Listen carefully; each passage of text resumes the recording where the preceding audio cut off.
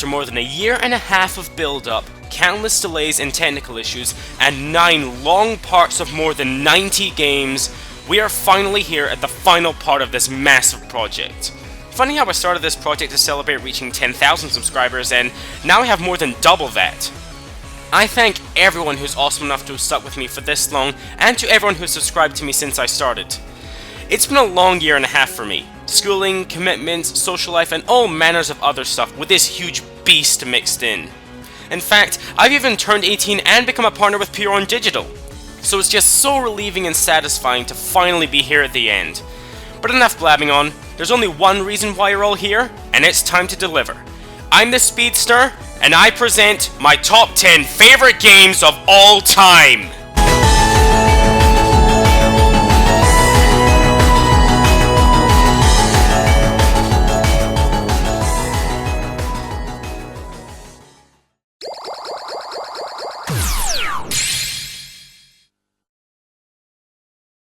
The Nintendo 3DS had a really rocky start when it was initially released in 2011, only having some shallow new games and a plethora of remakes of older games, but it now has more than hit its stride, especially in the year and a half since this top 100 started.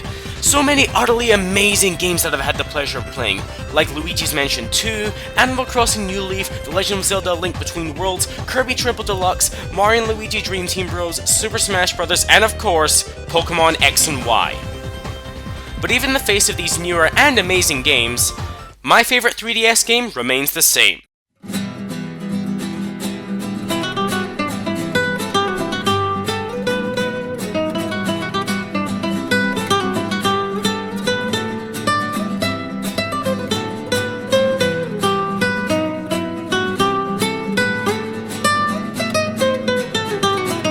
Kid Icarus Uprising. It's made quite a reputation for itself in this little area of ours, and for me, it was kinda hard not to get sucked into the grandness that is Kid Icarus Uprising. By its very release, it was incredibly ambitious, releasing a new game for a series that had not had a game since the 80s, and instead of making it a platformer like the original NES game, make it half an on-rail shooter and the other half 3D action stages. I'm sorry, what? This ambitious idea happily paid off for everyone involved in making the game and everyone who bought it. Some critics panned Uprising for its strange control scheme, using the control stick to move, touchscreen to aim, and the L button to shoot, especially when people complained that it caused hand pains and was not functional for left-handed players. Well, for me, I was a natural at it, considering that my first playing was in multiplayer against one of my friends who'd had it for a month. And I beat him. Also, in terms of the controls, you can customize the controls almost endlessly to get what's the best feel for you. One of the best features of Uprising, in my opinion, is that there are so many variables that can really allow you to play the game in any way you want to. There are 8 different classes of weapons to use: blades, staffs, cannons, arms, orbiters, clubs, palms, and my class of preference, claws. Each class has particular set variables, such as staffs having long range and clubs being fantastic at melee attacks, but the weapons of each class have different pros and cons added to them, such as increased movement speed, elemental damage, and buffs to certain stats. On top of that, no two of the same weapon will have the same variables. For example, you can start with a first blade with a value of 100 with no buffs, and get another first blade with a value of 198 with increased shot range and a more powerful melee dash. Every weapon you get is its own thing, and it's all about finding the best weapon for you. Claws are my preference of weapon type as they maximize my speed and offensive power at the cost of defense and range. My lower defense isn't a problem with my setup because I have the speed to avoid attacks, and Uprising's dodging mechanics are amazingly effective. Like a lot of people, I honestly prefer the ground sections over flying sections. Don't get me wrong, the flying sections are fucking amazing, having a really fast-paced, freaking insane sections of pure eye candy and just a great intensity overall, but I just feel more freedom in the ground sections. There's just a whole lot more you can do in the ground sections, and really know what your weapons and items are capable of doing, considering that the combat on the ground is much more expansive, with rapid fire shots, charge shots, dash shots, dodge shots, melee attacks, and as well as stage items like grenades, shields, and assists. Right off the bat, the presentation is nothing to fault. In terms of graphics and the like, everything you need to see is present in most of the flying section because, oh my fucking god, just take a gander at some of these parts. This really demonstrates what the 3DS can do, and the results are absolutely incredible. Additionally, the soundtrack is totally amazing. the boss battle theme being the most recognized out of the entire soundtrack, but I adore other tracks like Chapter 6 Flight Theme, which has been playing the whole entry, Lightning Battle, Mysterious Invaders, Ruined Skyworld, the Chaos Vortex, and obviously, The War's End. Despite all these great elements in gameplay and presentation, people love Uprising because of the characters. Nearly every character in the game is incredibly memorable, with so many hilarious and well-written pieces of dialogue, and overall there's just so much life and energy in everyone's performances. Pit, Palutena, Medusa, Magnus, Hudra, Thanatos, Freedy, Phosphora, Pyron, and of course the Lord of the Underworld himself, Hades, are just a small number of the great characters in Uprising. Now, I would say that this game breaks the fourth wall a lot, but I'm not sure there ever was a wall to break. Uprising knows it's a game, and just makes fun of itself for it. It knows its series history, and many things people say about the games, and just make fun of that too. It's so aware of its own medium, and it gets a laugh every time. In conclusion, Kid Icarus Uprising is undeniably awesome. It's ambitious, unique, and overall the greatest gem on the 3DS in my opinion.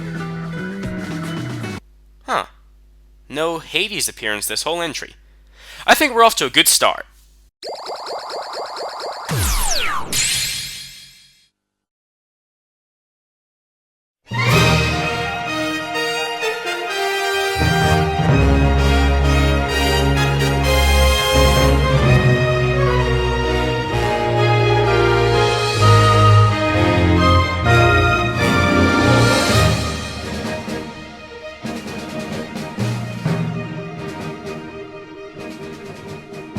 Despite how throughout the last few parts I've been proclaiming how much I adore and prefer the Mario RPGs, and especially the Mario and Luigi series over the main series Mario games as a whole, in terms of my absolute favourite from almost undeniably the most famous video game series, it just has to be from the main series platformers. Yeah everybody, Super Mario Galaxy is my favourite Mario game. I guess what you could say about my opinion of Super Mario Galaxy was that it was the first Mario game I fell instantly in love with the second I played it. Everything just felt so right. For me, this has the best controls of any Mario game. So tight and so responsive and just feels so natural for me. So many people have said this, but I feel it's the best testament to how great it is.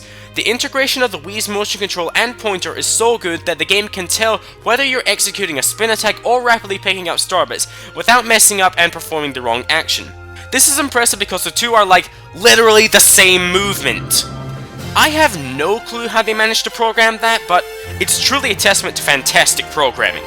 In terms of the gameplay and levels, holy crap, it is just like flawless. There is no Galaxy that I don't enjoy going through.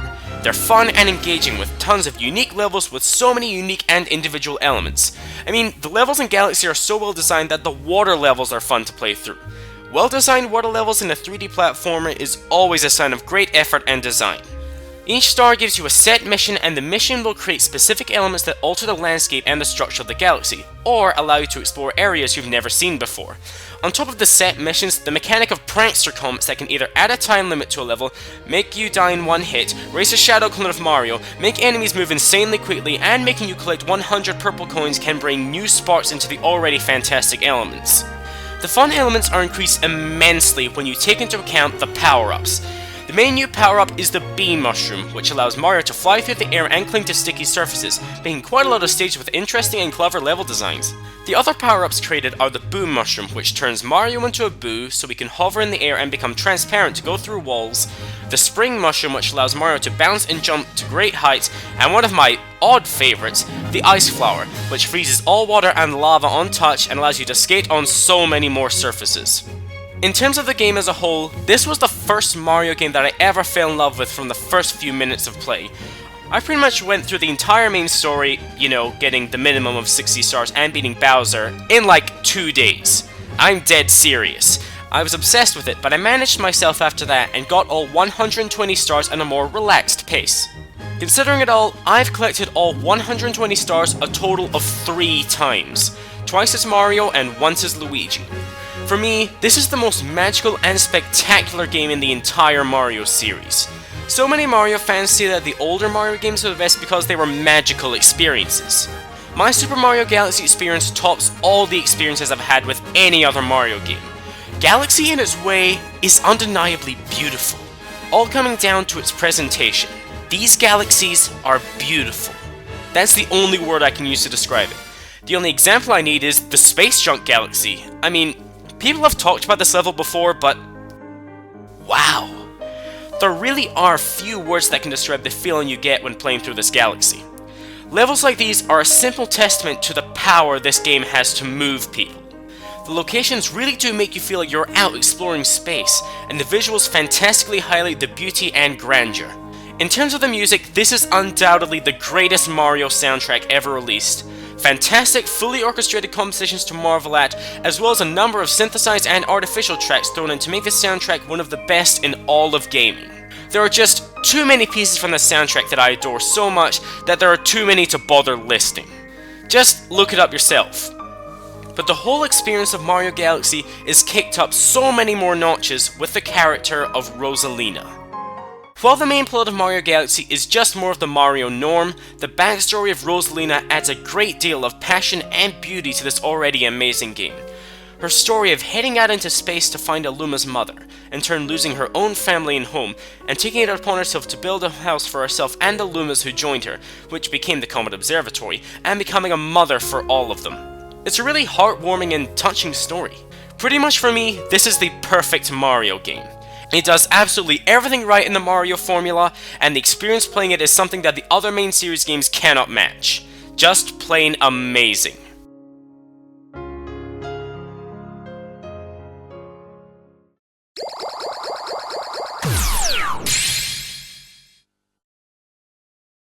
Throughout this massive project, all of my favorite video game series have had entries distributed throughout the list evenly, as such reflecting my opinions on each game as an individual.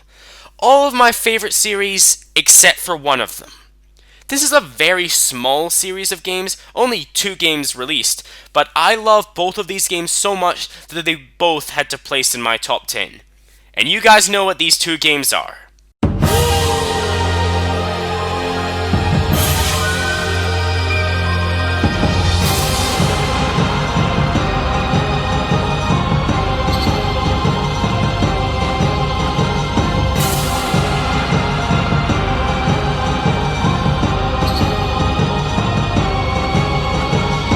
Of the beautiful Okami series, the second entry in the series, Okami-den, more than earns its spot as my 8th favorite game of all time. Sure, this game is nowhere near as well recognized or critically received as the first game in this beautiful series, but to me, this is still a fantastic and amazing game for the DS. First and foremost about this game, you do not play as Amaterasu. Instead you play as, oh, it's a little wolf puppy! I just want to snuggle in it. Serious man points lost there. Instead of Amaterasu, you play as her son, Chibi Terasu. As the dark forces she slayed now threaten the land of Nippon once more, and her son must rise to the occasion and cast out this evil. Right off the bat, being a puppy, Chibi Terasu is nowhere near as powerful as his mum. He can't dual-wield weapons, his ink powers don't regenerate over time, and overall his abilities are lesser than all his mother's equivalents. But while his individual powers may be lesser than Amaterasu's, all that is made up for with all the partners Chibi gets throughout his journey. In Okami, you had your main companion Isun and various other temporary partners, but they for the most part were just for story purposes or for select gameplay use in certain circumstances. In Okami-den, your partners are everything. They of course have story relevance as well as being fantastic in consistent use of gameplay. The story and the gameplay are centered on you working together with your partners to get through situations. Every partner you meet along the course of your journey are fantastic characters, ones you actually care about and really grow to love and depend on, for both their characteristics and strife, as well as their usefulness in combat and in traveling around the world. The bond you hold with your partners is built and solidified by story and gameplay, which is something that I absolutely adore. Throughout the game, you get 5 partners. Kuni, the son of Susano, a warrior from Okami, who aspires to be like his father and become a hero. He fights with a sword which he uses in combination with you in combat, and also means he can fend for himself in the field. Nanami, a mermaid in service to the Queen of the Sea, Otohime, who wields the wet and dry jewels, giving her dominion over the sea. She can conjure water to attack enemies and to work in conjunction with your water spout, as well as swim and stay underwater for long periods of time. Kagu, a child kabuki actress with the powers of a high Miko sage, determined to keep her powers secret so people will think she's normal. She tosses spinning fans that act as boomerangs in battle to damage enemies and can walk over invisible platforms in the field. Kuro, a chill axe member of the Moon Tribe sent down with an exact task to complete that he doesn't know yet. He fights by creating musical notes that burst on enemy contact and hovers in the air in the field. And finally, Manpuku, an obsessed pyrokinetic who's a burden to his family because he eats too much, so much that they had to let their family dog go. He attacks by turning into a spinning pot and can conjure fire to work with your brush ability.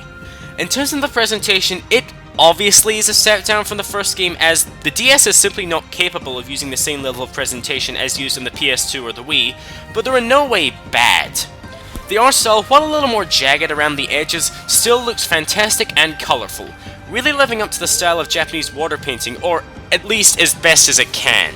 And in terms of the music, while unfortunately having to use MIDI to create the music for the game itself, it's still some of the most fantastic video game music composed, and Capcom have released an official soundtrack of Okami using proper instrumentation, which is something to absolutely adore.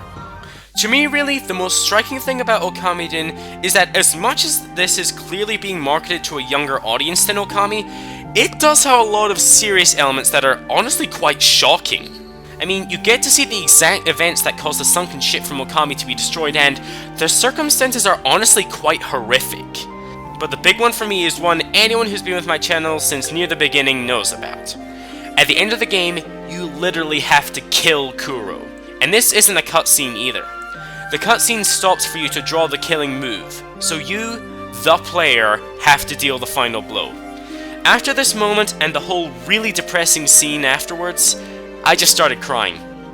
Yeah, I broke down in tears at the death of a character in a kid's game, and I'm not ashamed to say that. Okami is a fucking beautiful game, and no one can tell me otherwise.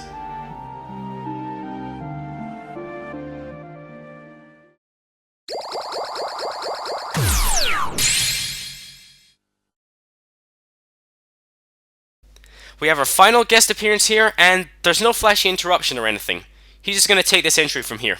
The guy who inspired me to make countdowns in the first place, and inspired a lot of other countdown makers like myself to start making them. So yeah, take it away, Alex.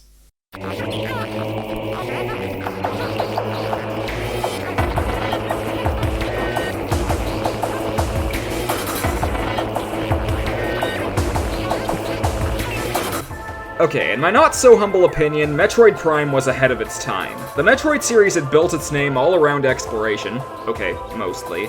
But in particular, Metroid Prime's ability to put you in Samus's boots as an interactive experience is nothing short of breathtaking. The winding, claustrophobic corridors and isolated atmosphere of Super Metroid give way to the lush scenery of Planet Talon 4 and a new first-person perspective.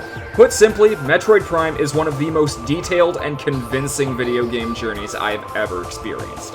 For starters, the game just looks fantastic, even when compared to Nintendo games years older than it. Forgetting for a second that the models are still relatively crisp today, every area of the world is intricately designed and looks original to boot.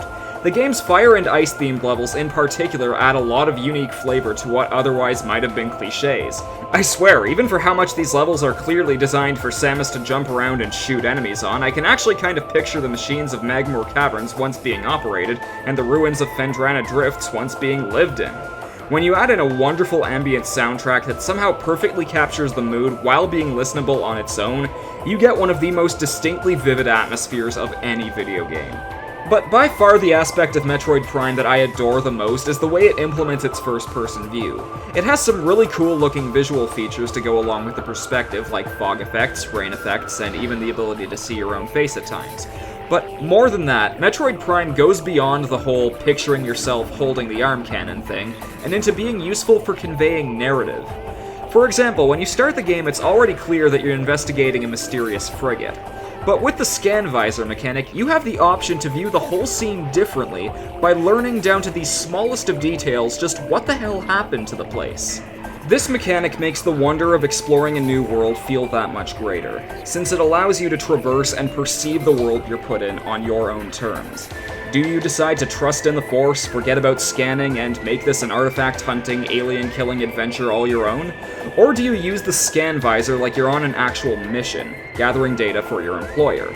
Heck, if you find you're going nowhere, there's even a hint system provided where if you turn it on, you can be directed toward the next item you need for seeing more of Talon 4. There isn't just one way to explore Metroid Prime, which is why it is one of the most perfect games for immersion. Sure, there's an end goal and final boss, but how you get there is entirely up to you.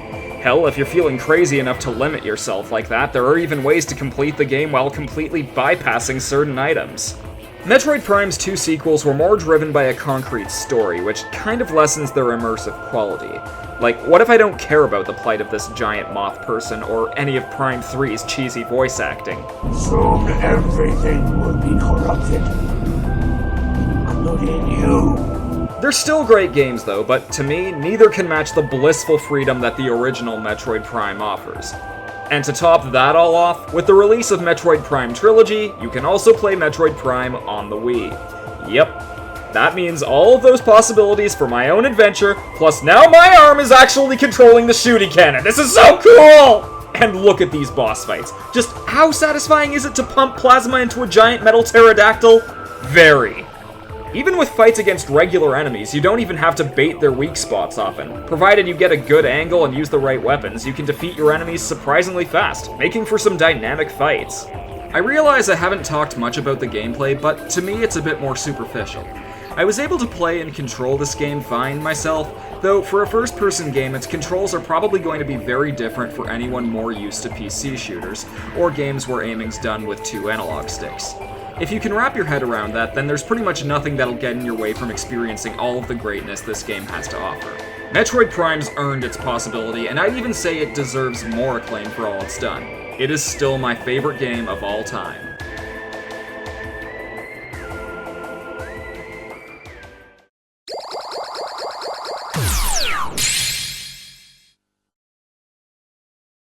Already I've stated my favorite Mario game, but with that out of the way, it's time for me to talk about my favorite game of his rival, and my inspiration of my very persona, Sonic the Hedgehog.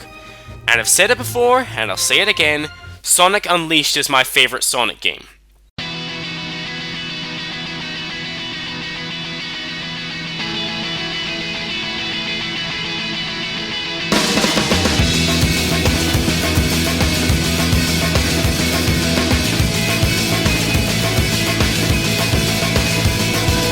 I've said in prior videos that Sonic Unleashed was my favourite Sonic game, but in terms of actually talking about it, I've only talked about the Wii version as part of top 30 Wii games, while it's the PS3 360 version of the game that's my favourite.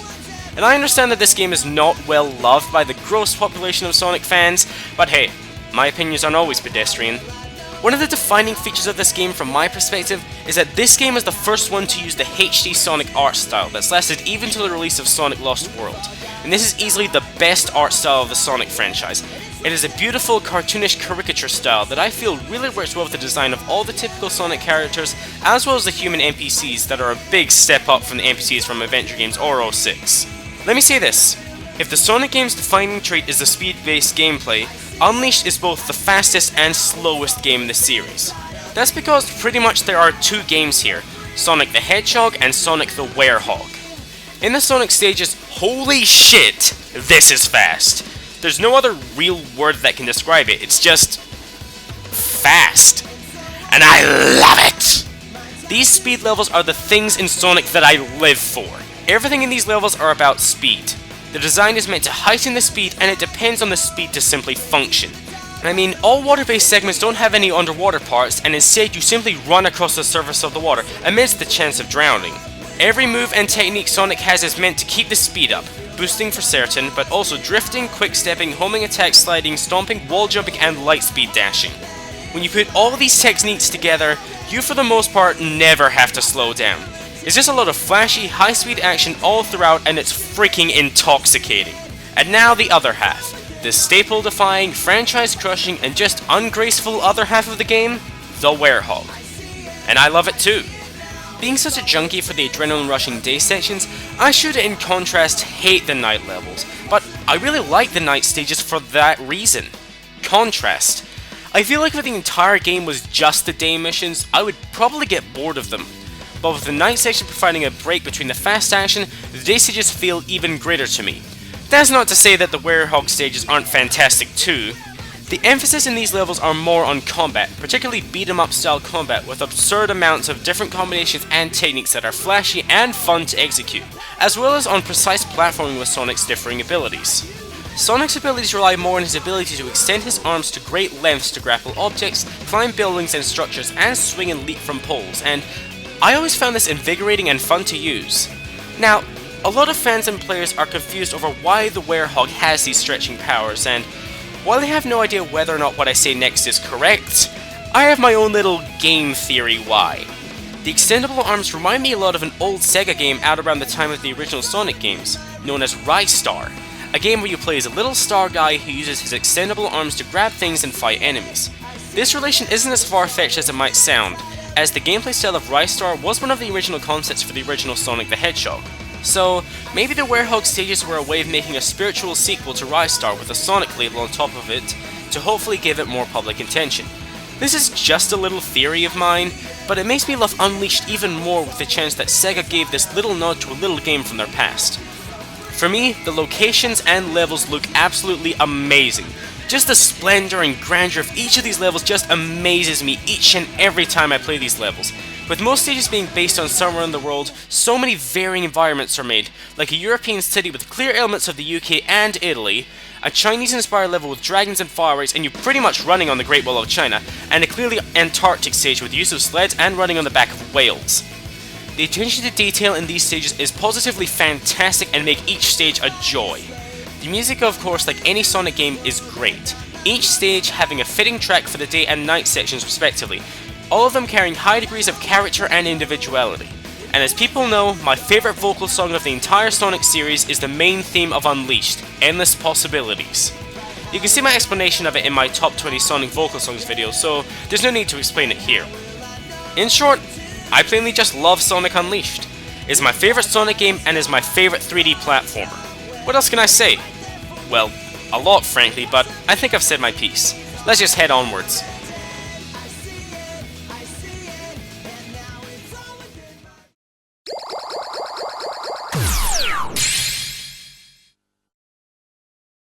With Okami done out of the way, it's time for the mother of the Child of the Sun to shine forth in the magnificent game that began it all, Okami.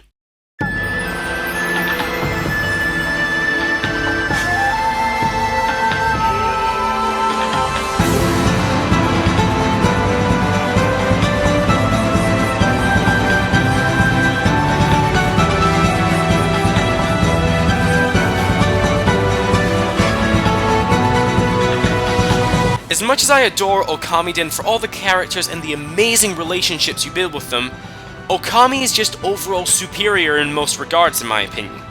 The first thing about Okami is that the visuals are without a doubt one of the greatest art styles in all of video games. The visual style is heavily designed to emulate the appearance of a Japanese water painting, and the result is downright beautiful. It looks like a work of art, that's simply it. You could for the most part just screenshot one of these locations and put it in an art gallery, it's so good. The stunning attention to detail and just the colors bring the environments and locations to life, and the smoothness of all the designs make everything have a certain degree of beauty. I mean, locations like Shinshu Field, Ryoshima Coast, and Whip Care are just one of the many outstanding, amazing locations in Okami. I can try to give examples and provide explanations of Okami's visual beauty, but the greatest way of exemplifying it is in the footage you're looking at right now. Words really don't explain the splendor of this art style. In terms of gameplay, yeah, there are a few notable things that are a bit finicky, predominantly to me the less than effective dodge mechanic, but other than those, Okami offers just such a great game feel. Sure, your typical moving around the overworld, your jumping, attacking, and other interactions are simple adventure game affair, but the uniqueness of Okami and the Okami series as a whole is the use of the Celestial Brush. With this ability, you can freeze time and use your brush to draw and manipulate objects on the overworld, adding a huge dimension to puzzle solving and exploration. Throughout the game you get many powers, starting off with the power to summon the sun, restore missing pieces to the world, slashing at enemies and objects with a brush stroke, and blooming flowers and plants, to being able to manipulate fire, water, electricity, wind and ice, creating explosive, walking on walls, and slowing down the flow of time itself. Every brush technique is implemented beautifully into the flow of the gameplay, combat, exploration, and puzzle solving, and frankly everything in the game is designed to work with the brush techniques in mind. The gameplay just has this beautiful feel and flow to it, everything feeling natural and responsive. I guess in a way the smoothness and beauty of the gameplay blending in with the beauty of the visuals. The most interesting thing about Okami, I would say from my perspective, is how the majority of the game is based off of Japanese culture and folktale, as well as in-depth relation to the Shinto faith. You would not believe how much interesting stuff I discovered when looking up stuff from this game, and more importantly, all the amazing details I found while researching for that top 19 Okami bosses I made all those years ago. With some of the main characters themselves being based off of actual carriages from these Japanese cultures, such as Amaterasu Omikami, Susanoo, and Yamato no Orochi, as well as mentions to Japanese folktales such as Mr. and Mrs. Sparrow, and tons of mentions to other Japanese-inspired culture and faith, like the Zodiac, Kitsunes, Sake, and so much more amazing in references. Part of the joy of the cultural influences of Okami is simply looking up something you don't understand, getting a plethora of fascinating information, and having this new information make this game have so much more depth and intrigue. In terms of this being a Zelda-esque style game, I would have to critique it in the sense that the few dungeons that are actually in Okami are not that fascinating, and I kind of find them a little forgettable, honestly. That's not saying that they are bad levels or anything like that. I did enjoy them, but I just don't find them overly that memorable. What is memorable, however, are the amazing boss fights Okami provides. Been a while since I've talked about boss fights, but considering that video I mentioned earlier, it's no surprise I'm talking about this. Nearly every fight in Okami is insanely memorable, with most of the fights having great story purpose and some great music. Wait! How the fuck have I not talked about the soundtrack? Sweet holy mother of Amaterasu, this soundtrack is so good! If the visuals weren't the best part of Okami, the soundtrack certainly would take the whole frickin' cake. The fantastically Japanese-inspired music is infinitely amazing, every piece of music in the game being memorable, atmospheric, character-filled, and just beautiful to listen to. Some of my favorites are Shinju Field, Ryoshima Coast, Yamato no Orochi Extermination, Kuchi's Ride, Demon Lord Nighttales, Whip Care, Yami, Reset Thank You version, and of course, The Sun Rises. Jeez, I wonder how many mispronunciations I've done in this part. You guys know how terrible I am with my Japanese. In the end, I freaking love Okami. Okami may have more in-depth characters and character relationships, as well as better dungeons in my opinion, but in my eyes, Okami does everything else better. The visuals, the sound, the gameplay, the Japanese culture, the story, just about everything else about this game makes it a marvel for me to play every time I play. It really is a work of art and it's just beautiful in my eyes. An amazing game and an amazing way to kick off my top 5.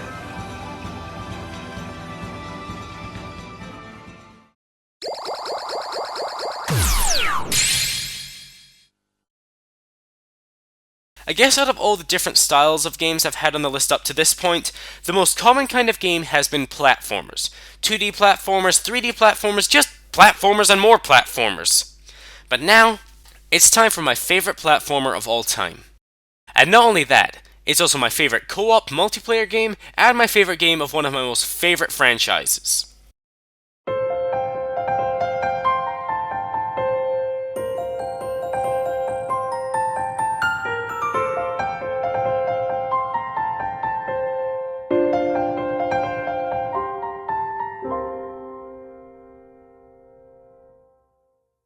The greatest platformer in my eyes is without a doubt the magnificent Kirby's Adventure Wii. There are just so many good things that come to mind whenever I think of this game. First thing predominantly, I don't think I've ever had so much fun just playing a game.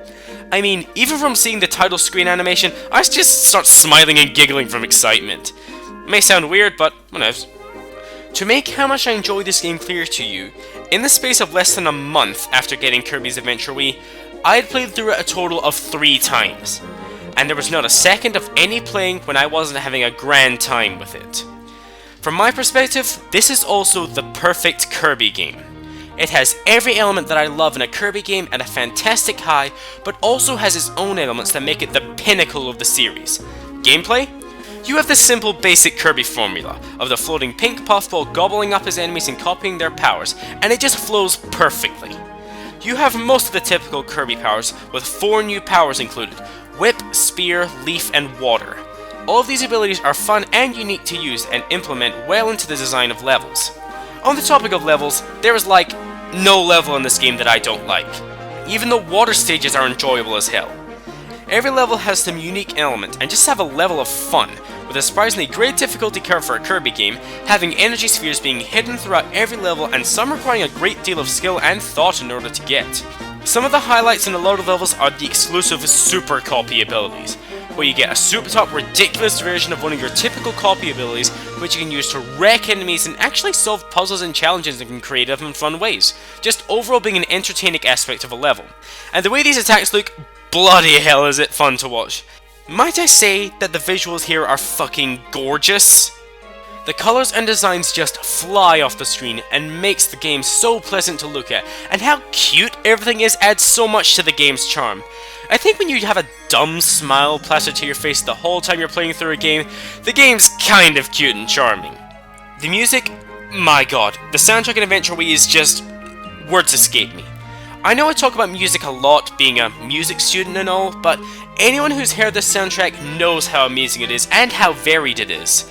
You have happy, energetic pieces like Cookie Country, cutesy little pieces like the underground area themes, more intense music tracks like the dark areas, beautiful and magical compositions like Grape Gardens, and just some of my favourite video game music of all time, such as Another Dimension, the main theme of Adventure Wii, the Lore Starcutter theme, and all the final boss themes. However, the greatest aspect of Adventure Wii, the aspect that everybody loves and talks about, is the co-op. Not only can you play through this gorgeous, charming, and fun as hell game, you can also play through it with a bunch of your friends in local co-op. This is easily the most fun aspect of this game. Player 1 obviously plays as Kirby, while the other 3 players can play as Kirby duplicates or as 3 other characters, Meta Knight, King Dedede, and Bandana Waddle Dee. Specific characters with certain powers and abilities that differ from Kirby. There are overall less options to be an asshole to each other like you can be in New Super Mario Bros., and considering how you can piggyback on each other's backs to fire colossal combined attacks, and share healing items and power-ups with each other, you can really work well with your friends and have a fun time together, making everything extremely memorable. On top of all these features, you also have mini-games to unlock and play with your friends, item and power challenges that you can unlock, and an extra mode with new bosses and higher difficulty, and 2 arenas to really test your skills. All these aspects alone would be enough to make this my favourite Kirby game and platformer by itself, but I also have a special connection with Adventure Wii that I'm sure you guys know about. Shortly after I got Adventure Wii, I got together with my 3 best friends and we played through it together and posted it as our Let's Play series of this game. I still see this as one of my greatest projects and my best LP, but more so, I love this series as it's just me having a good time with my best and closest friends. Our laughs, our successes, our failures, and our experiences chronicled, and I watch from time to time to look back on a simpler time of our lives. Now, whenever I play Kirby's Adventure Wii, it isn't Kirby, Meta Knight, Dedede, and Waddle Dee. It's the 4 of us, the epic failers. And that's a memory and experience that will stick with me for a long time to come.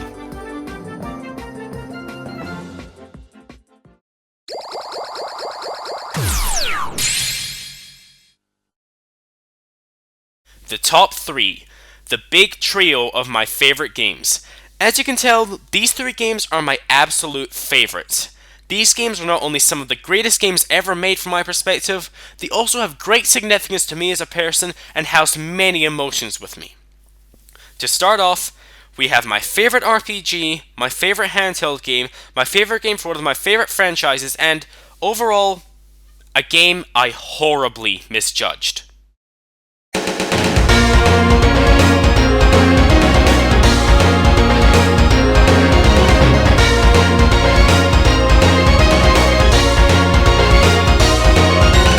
Oh, boom, people! Old Speed's got a surprise up his sleeve for ya! Yeah, I came out saying that I absolutely hated Pokemon Black and White a long time ago in my overrated underrated games video, but times change and people change. And now, Pokemon White is my absolute favorite of the entire series. Okay, this is an absolutely huge change of opinion that probably seems a little bit insane, so let me explain my story. I did hate Black and White for a long time, but after seeing a lot of videos, particularly Logan's top 100 favorite Pokemon, I started to doubt my decision and that maybe I should give it another chance. The turning point for me was some of my friends that I had made at the time who had Black and White. After watching them play some of it and actually using their games to battle against them, I decided that I would finally give it another chance.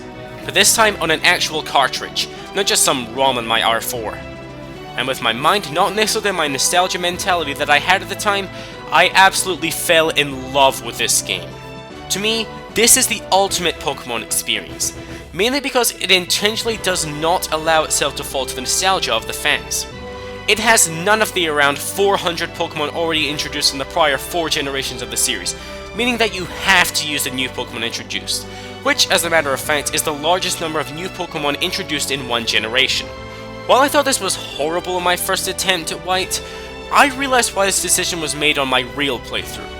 I've seen people who play games like X and Y or Black 2 and White 2 and only use Pokemon from Red and Blue, and not experiment with the new additions, sucked up in their nostalgia. With this decision to have no old Pokemon in White, I sort of had a similar experience to my original Pokemon games as a little kid. Experiencing Pokemon for the first time and being amazed as I see them in the wild, seeing them grow and evolve, and having a fresh and rejuvenating playthrough. My fresh and renewed childlike experience with White was reinforced consistently with so many little quirks that were simply magical and engrossing, like the music getting more instruments when you're running, the occasional scenery effects, and fully animated 3D areas, particularly the Sky Arrow Bridge. I mean, I've played through White multiple times on a ROM, and whenever I get to this point, I'm amazed and mystified every time I run across this bridge. This place enchants me more than any location in X and Y.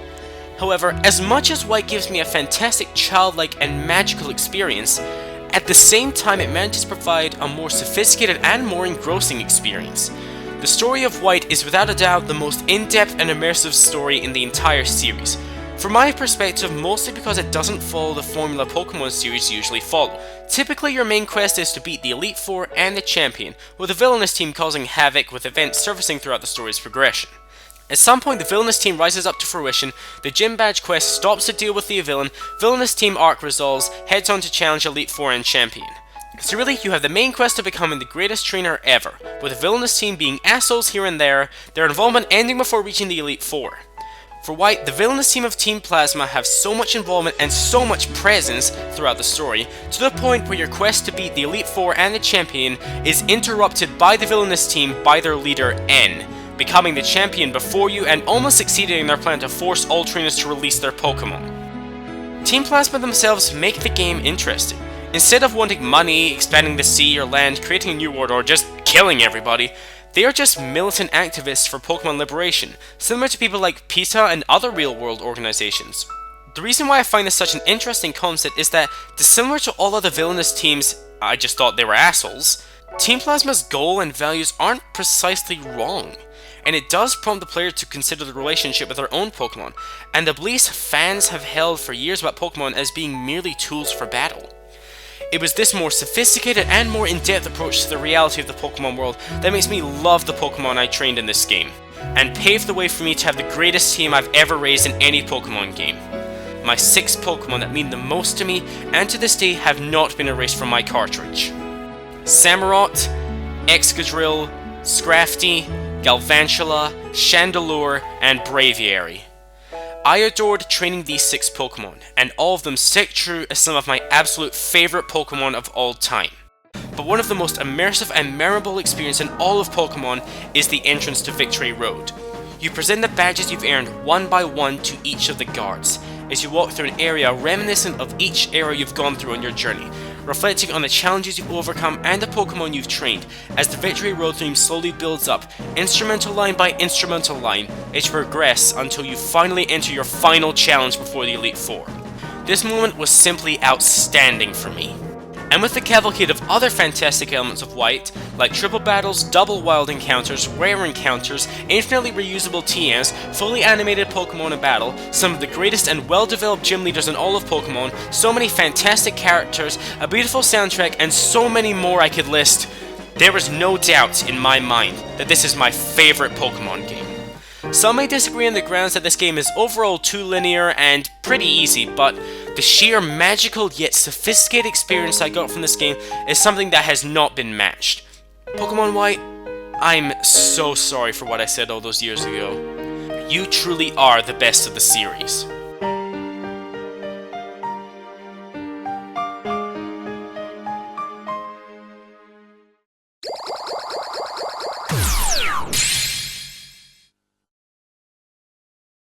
Right back at the beginning of last year when I posted the trailer for this whole thing, people were quick to theorize my favourite game, and also whether or not I would be pulling a scissor in everyone. You know, a scissor. Prior to the project announcing what number 1 would be, then reveal I was lying the whole time. When I was making the first part, I had absolutely no intention of doing something like that. But as time went on and I replayed games, I started beginning to doubt my choice. I've been in constant debate on which of my 2 favourite games is my absolute favourite for months now, because both mean so much to me and are just some of the greatest games ever made.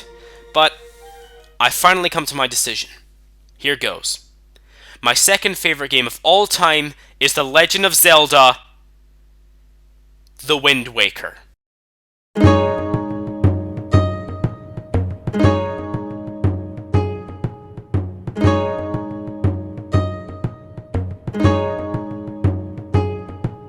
This was so close to being my favourite game of all time.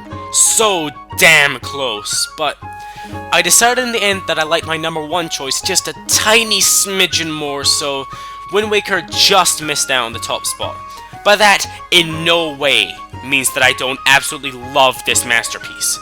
First of all, this fucking cell shading. This was the game that made me fall in love with cell shading art style. I watched a lot of cartoons and animated movies when I was a kid, so freaking seeing an entire game that was in the same art style, plus being one of the best looking examples of it in my opinion, this was so amazing for me. Everything has so much life, so much colour, and so much charm, being able to create gorgeous and beautiful locations, while at the same time managing to create darker, atmospheric, and more imposing locations. The artistic flares and attention to detail made this game look beautiful and outstanding, and it's just some of the greatest visuals I've ever seen in a game. The character models and the enemy designs are so unique and really caricatured, making everything leap off the screen and end up being so immersed into the beautiful world of the Great Sea. Pretty much, Wind Waker has almost everything that makes a typical 3D Zelda game fantastic. Great and varied dungeons, fantastic items with numerous use and capabilities, tons of unique and fun elements exclusive to Wind Waker, and overall just an engrossing and engaging playing experience. These main elements aren't really something I need to explore in too much detail because I could talk about each dungeon and item individual for a long bloody time, but more importantly, most of you know about them. While Wind Waker was far from a fan favorite game on its initial release, due to the fanbase's desire for a darker, serious Zelda game not being satisfied with this cartoon-styled, more innocent style, it eventually began to be recognized as one of the best of the Zelda series, getting its proper appreciation with its HD re-release. Countless people have talked endlessly about this game from the technical aspect, and most of you will have played this game, so that discussion really isn't important here. I suppose the reason that I absolutely love this game is because of how much you feel like you're on an adventure. Having your humble beginnings being tossed headfirst into a world you know nothing about, and given a quest to rise and become a true hero. The adventurous feel is captured entirely in the sailing. Sailing in Wind Waker is absolutely fantastic. Sure, it's a little bit long-winded and time-consuming, but just look at this. This is pretty much magical experience wrapped up with a neat little bow. For the most part, sailing is your chill sesh between each of your intense battles against the forces of evil. Just watching your little sailboat glide across the waves with the glorious sailing music playing, the sound of the water ringing in your ears, and having a long rolling blue ocean in front of you at all times is something you're sure to remember. Of course, there are obstacles and enemies that appear along the way, so it manages to keep things interesting. But it's not only the adventure you embark on, it's the character you experience the games through that ties it all together. This incarnation of Link is what I believe to be the greatest hero of any of the Links. He is from the start identified as probably being the youngest and most immature of the Links, but that's what makes him so great. While in games like Ocarina of Time, where Link begins as a child and then leaps ahead to adulthood to achieve his strength, or Skyward Sword, where he is pretty much already an adult, this Link stays as a child and takes no shortcuts to achieve his strength. I identify him as the greatest hero even from his motivation to go out into the world, not to save a kingdom or rescue a friend he clearly has interest in, but to rescue his little sister. He overcomes challenges, trials that probably would be impressive for an adult Link to take on, travels the sea, the largest world in any Zelda game, and on many more occasions than any other hero, proves himself to be more of a hero than any of them. This Link earns the Triforce more than any other, and when he is titled the Hero of Winds, you truly feel that he has earned that title. He is courageous yet timid, determined yet impulsive, smart yet foolish, and most of all, noble and heroic. This is probably the most identifiable Link that's appeared in any Zelda game, and I identify with him a lot. In fact, when I was younger first playing this game, I was about the same age that Link is depicted as being, and I had the same kind of blonde hair, the same kind of short and stout appearance he had, so I found it very easy to put myself into his role, and in turn, his characteristics became a sort of model for me. And looking back, he embarked on a journey leaving what he knew behind, and a number of months later after playing Wind Waker, I embarked on my own journey across the real Great Sea to find a new home, just like Link embarks on at the end of his journey.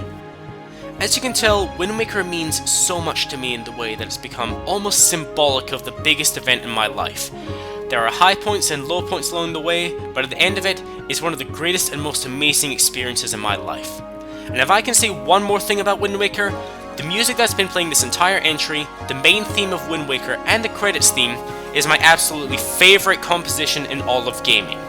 It manages to encompass everything I love in my favourite video game series into one piece of music, and is the ultimate feeling of adventure that I've felt in any piece of music ever. Wind Waker is an absolute masterpiece. It's an absolutely magical and fantastic game, which is among some of the greatest games ever made, and on top of that, means so much to me and holds an eternal special place in my heart. But there is one game that means even more to me than Wind Waker.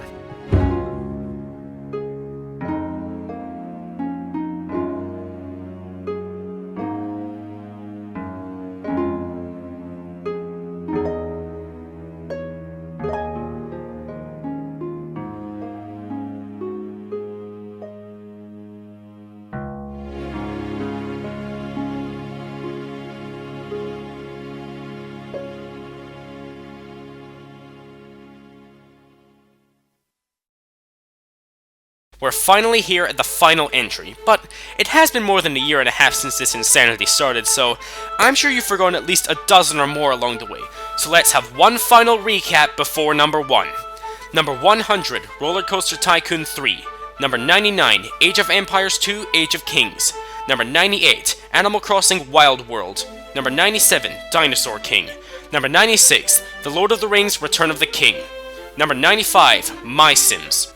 Number 94, the Mario and Sonic at the Olympic Games series. Number 93, The Simpsons Hit and Run. Number 92, The Sims 2. Number 91, Guitar Hero 3 Legends of Rock. Number 90, Pokemon Rumble. Number 89, Mario Kart Wii. Number 88, Sly Raccoon.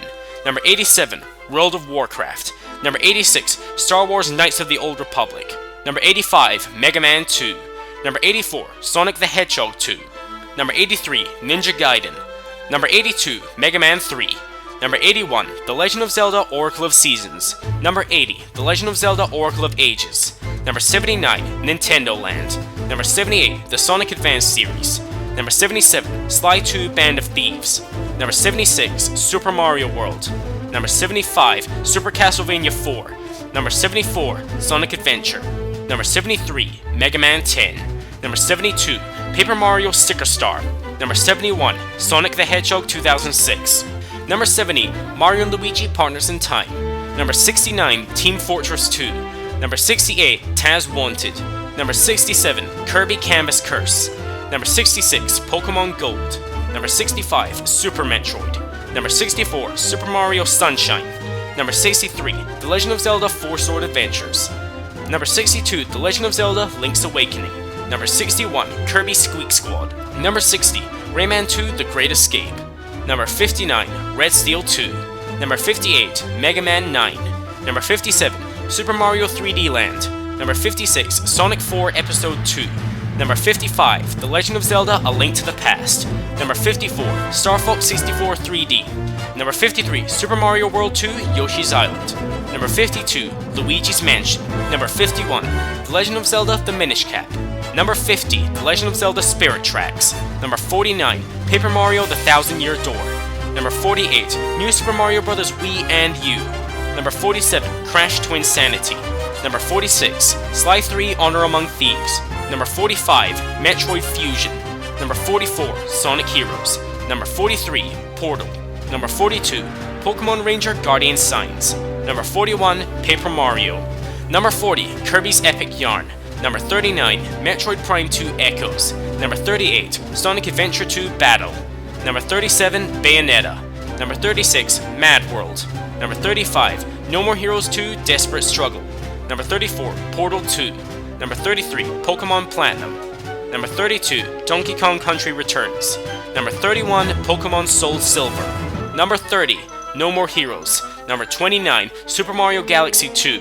Number 28, Mega Man X. Number 27, Mega Man 7. Number 26, Kirby Superstar Ultra. Number 25, Metroid Other M. Number 24, Sonic Generations. Number 23, Rayman 3 Hoodlum Havoc. Number 22, Super Paper Mario. Number 21, The Legend of Zelda Ocarina of Time. Number 20, Sonic Colors. Number 19, Metroid Prime 3 Corruption. Number 18, Mario & Luigi Bowser's Inside Story. Number 17, Mario & Luigi Superstar Saga. Number 16, The Legend of Zelda Phantom Hourglass. Number 15, Pokemon Ruby, Sapphire, and Emerald.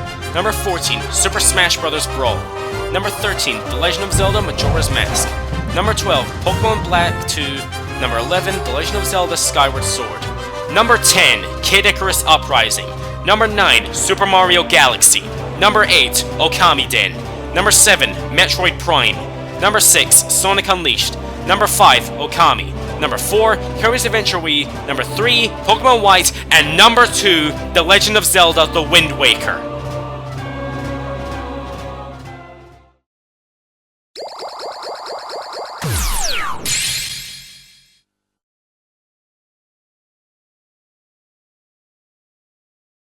You guys all saw it coming.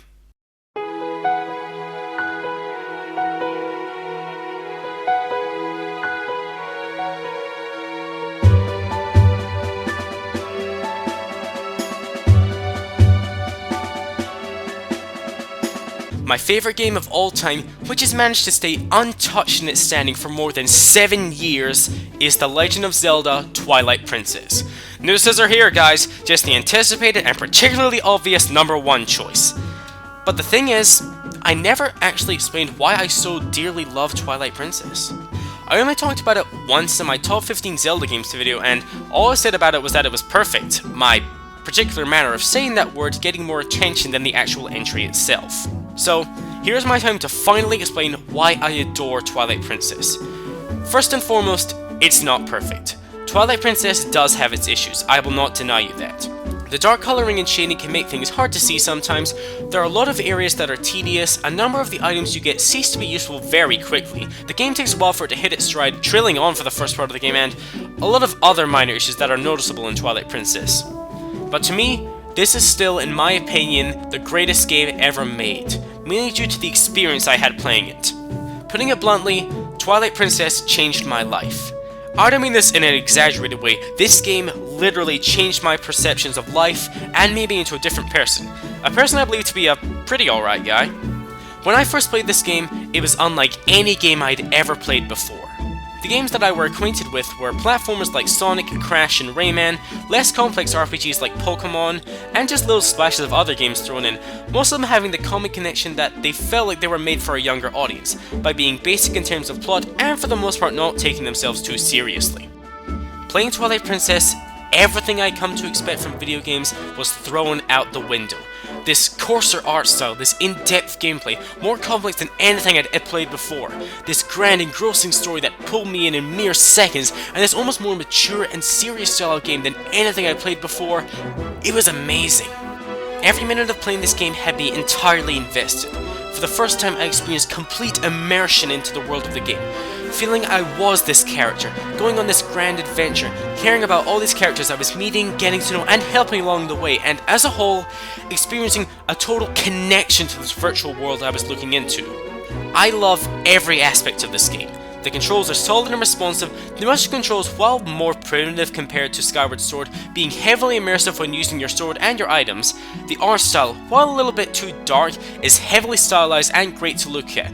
The locations being a marvel to look at, and the expression and characteristics of all the characters being fantastic to look at. The dungeons being some of the greatest in all of Zelda, with unique elements and well-designed areas with good progression. The soundtrack being absolutely amazing, with tons of various emotions and characters being channeled through the pieces, as well as most of the soundtrack sounding fantastic by itself. and the characters and story all being heavily immersive and engaging, keeping you involved with the action the entire length of the game. If I were to draw attention to something more than any other, let me just say that I love Midna. I would say she is easily the best companion in all of Zelda history.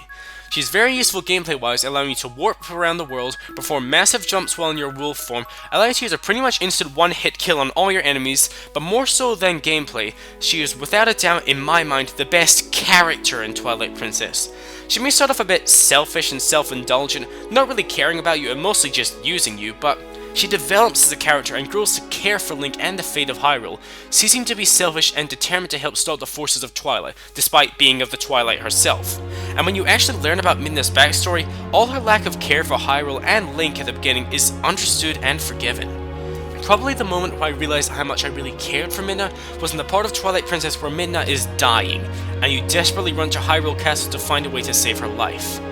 Twilight Princess was a game of firsts for me, and a big first was its ability to be able to draw raw emotional responses out of me. Legitimate emotions and determination is what I felt in so many instances throughout all my playthroughs, from the little 10-year-old playing it all the way to the 18-year-old playing it. No matter how many times I experienced the same plot, the same characters, the same events, the same game more or less, I still have the same feelings and reactions each time. When I think about what these games symbolize to me as a person, I say that the Wind Waker was symbolic for the biggest event of my life and the boy I used to be personified through this Link. But since then, I've noticed something about myself. I've gotten taller and broader, my face has grown firmer, and my old blonde hair has darkened, kind of like the look Twilight Princess Link has. I've grown up and matured since I first played this game, and really, I think my pathway to maturity began with this game. The lessons I learned from this game and the courage and strength I attained through my experience is what I feel has made me who I am today.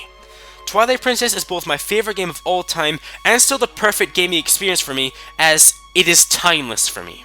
It was amazing and enthralling for me when I was younger, as it was something entirely new for me and opened my eyes to so many aspects of reality and the world, as well as teach me how to be like a hero in my own life. And nowadays, it's just as amazing and enthralling as it's become a symbol of both who I was and who I am now, coupled with the knowledge that, if not for my experience with this game, I would not be who I am today. The Legend of Zelda Twilight Princess is a game I will continue to hold as perhaps the greatest of all time and will always be part of my life. I'm the Speedster, and treasure those experiences you have with your games. An experience is real, whether it happens on Earth or any virtual world you find yourself in. The memories you have, the friends you make, the lessons you learn, and the emotions you feel from these games are a beautiful thing, and nothing can devalue them for you. So do yourself a favor. Find your favorite game, turn it on, grab your controller, keyboard, the console itself, or whatever you use, and relive the experience again. Remind yourself why you love it, and why you love video games. That's what I've been doing for almost 2 years. Well, see you guys all next time.